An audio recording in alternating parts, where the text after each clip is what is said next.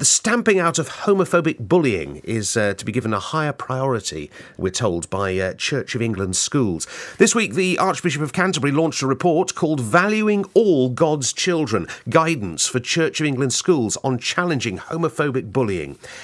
It's a challenge for the schools when biblical teaching is often that homosexuality is wrong and the church itself won't allow its vicars to be in gay relationships and won't carry out gay marriages. So where does that leave the schools? Are they effectively practising what they're preaching?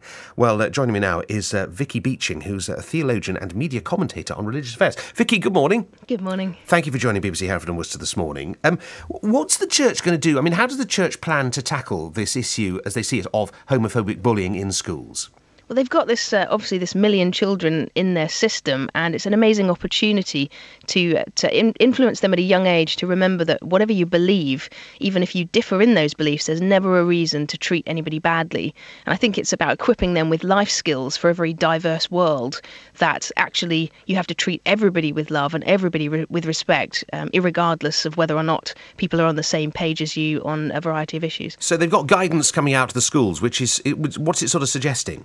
Well, it's drawing from the best practice across all Church of England schools. So these kind of things are already happening in many of those classrooms. But it's lesson plans. It's kind of the teaching of an ethos, really, for the whole school environment, that bullying of any kind should be clamped down on, and that church schools should be really at the forefront of transmitting an ethos of love and of acceptance and of forgiveness, because those are at the heart of the gospel. Right, and that sounds fantastic, but do you see that there is a problem? Because the church won't carry out gay marriages, it won't allow its vicars to be in gay relationships unless they undertake to be celibate. So they're kind of...